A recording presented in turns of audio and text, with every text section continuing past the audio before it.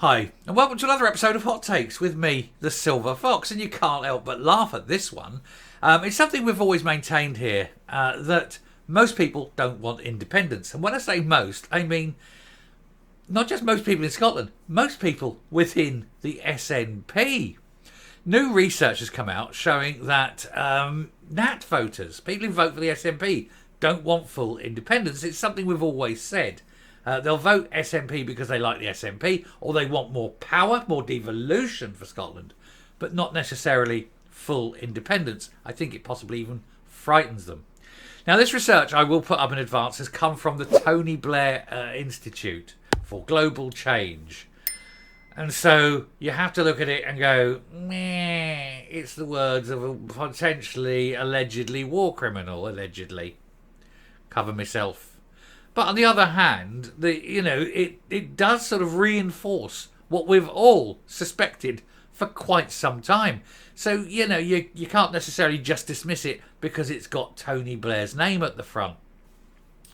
Tempting as it is, of course. But we will look at this. We'll see what's going on. But I think it's sort of it will make uneasy reading for the likes of Humza Yousaf, given all his other current problems, shall we say. The man who may only be in power for another, 9 days? Anyway, let's have a look. Here goes. So, SNP at Skexit Crossroads, as a new report says that not even Nat voters want independence now. It scares them. It absolutely does. New research undertaken by the Tony Blair Institute for Global Change makes a damning reading for Humza Yousaf's party, as it reveals most Scots are unhappy with the way they are running Scotland. And that includes the people who even support them. Don't really think that they're running Scotland particularly well. They must look around, and here's the level. They're looking around, seeing how bad it is, seeing how awful the SNP truly are, looking at the damage they're doing, and still voting for them. What is wrong with these people? Anyway, the SNP is facing a Skexit crossroads as a new report is damning about their current strategy, as it claims the majority of Nat voters don't want independence now. And that's something, like I say, we've claimed this before. And I've always said it's about 60%. But it is pretty bad, isn't it? Humza Yousaf's party have based their entire election policy on pushing for the breakup of the UK. However, research undertaken by the Tony Blair Institute for Global Change has revealed that voters in the next general election will be looking at the competency of both governments instead of any aspirations for independence. And it also reveals that the majority of Scots are unhappy with the SNP executive's performance. Well, it's not hard, of course, to be unhappy with that. One only has to look at and insert subject. You've got so many areas where you can just look and just see either stupidity or deliberate action of destruction, or often both. But there is not one area of policy that the SNP could point to and say success, unless of course it's feathering their own nest. They're very good at that. It does play down the effect of tactical voting in the next election, as it claims it would only help Labour to win a couple of seats, but might cause the Tories to lose one. Possibly if the tactical voting is one way. But if you are a Labour supporter in a seat that's currently SNP, and you know that it's likely to, Labour have got no chance in that seat, it's either going to be SNP or Tory, then you say to the Labour one, hold your nose and vote Tory. Simply, not because you're voting for the Tories, you're voting against the SNP. And you're going to end up with a massive Labour majority. And similarly, the Tories in seats where there's an SNP incumbent and where Labour are strong seconds. The Tory voters, hold your nose and vote Labour. Because it doesn't really matter who wins the seat, so long as the SNP lose it. Get them out. That's the only important thing. Anyway, the report reads, only minorities in the SNP support back the SNP's official view that independence is an urgent necessity, requiring Indy Ref 2 to be held as soon as possible. Here's the thing. I think you could call their bluff. Because I suspect if you called India F2 tomorrow, they'd lose. It would be still pro-union win. But don't give in to them, of course. Don't do it. Don't give them any excuse. But, I think it's firmly a pro-union win.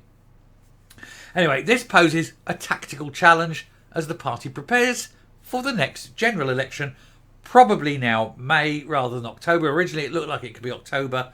It's probably going to be May now. They're moving towards a May election by the look of it. Anyway, its activists are firmly in the urgent priority camp, but many of its voters are far more cautious. How can the SNP straddle the divide? Well, there's a lot of straddling in the SNP, isn't there? They're either straddling each other because they're all married to each other, or used to be married to each other and are now married to someone else within the party. It all seems to be that. And indeed, I've got another story about another married couple trying to become a power couple within the SNP. But that's Mary Black, replacement maybe. But I'll deal with that story. I don't know if it'll be next. It's going to be this morning or this afternoon. It's going to be today at some point. Depends when the various stories come out. But again, it's the incestuousness of the SNP highlighting again. Anyway, written by eminent pollster Peter Kellner, the former president of YouGov, the research looks at the popularity of the main political leaders in the country. And it is not good reading for the First Minister. He's not popular. He's not popular in the country. He's not even popular with his own party. He writes, 6 months into his time as Scotland's First Minister, Humza Yousaf has yet to make a clear impression on 21% of voters. And among those who have formed a view, a net score of -15 will do little to cheer him up. He's a failure at everything he's ever done. I mean, not just as FM. In every post he's ever held in government, he's failed, and failed hard. And then they make this serial failure FM, and guess what? Anyway, the main message is that voters are looking at government competence rather than the constitution. And it means that the SNP may still struggle due to their patchy record. I think it's a 100% record. There's nothing patchy about it. It's 100% fail. Asked about the Scottish Government's handling of crime, poverty, schools, substance abuse, housing, railways and the NHS. They're not good policies to be looking at, is it? Only 3 to 7% said it had done very well on any issue, on any of those issues. Between 3 and 7%, so halfway, 5% have said they've done very well on any one of them. Not on all of them, but on any single one of them. That is appalling. That shows you the fail rate. That means 95% of people in Scotland don't think that they've done very well on any single policy. That is just an appalling indictment of how bad the SNP truly are. Anyway, between 18 and 23% said the SNP executive done very badly. And among SNP voters, only 17%, fewer than 1 in 5, said the government had run the NHS very well. With less than half saying that it had done a good job on substance abuse, housing, poverty. The majority of its own supporters think the SNP is doing a poor job on every single policy matter. Unbelievable. And they're still voting for them. What is wrong with these people? Apart from the obvious thing, which is room temperature IQs.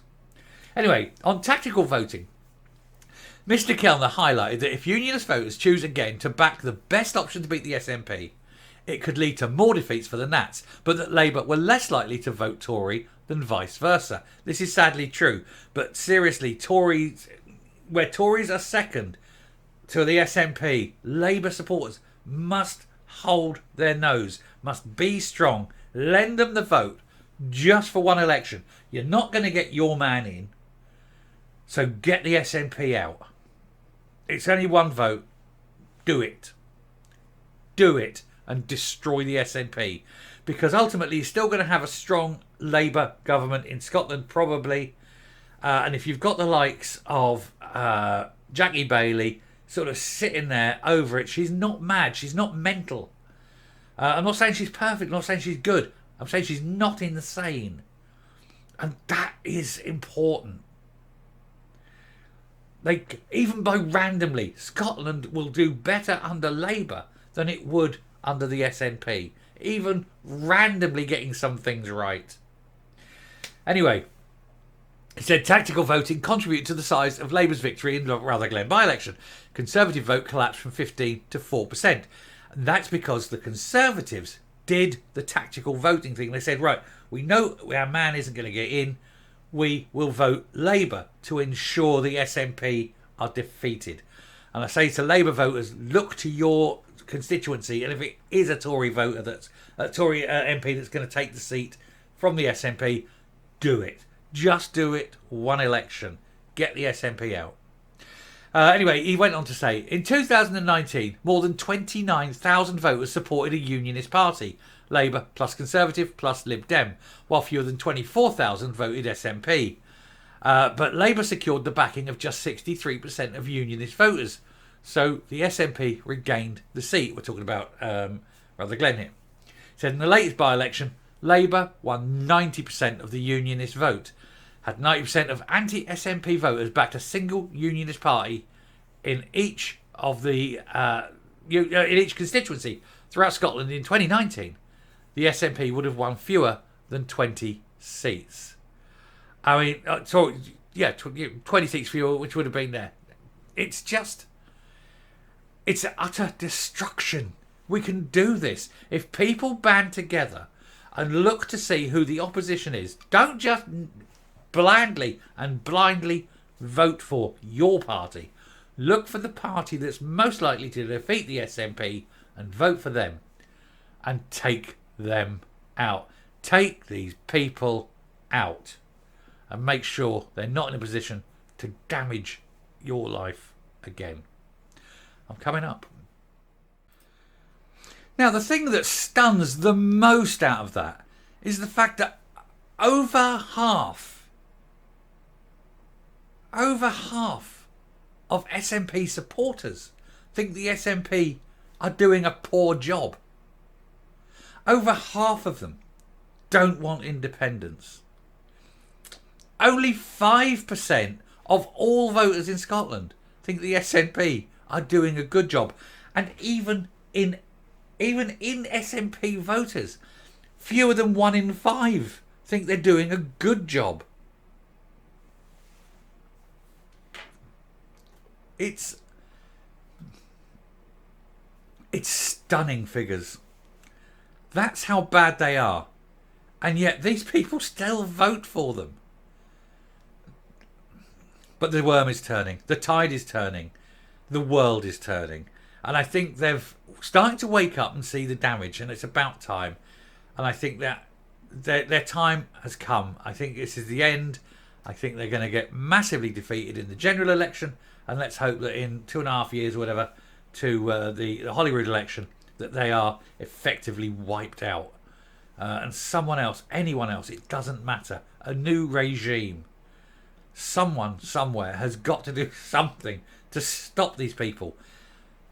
But until they are voted out, it's going to be more and continued scorched earth policy.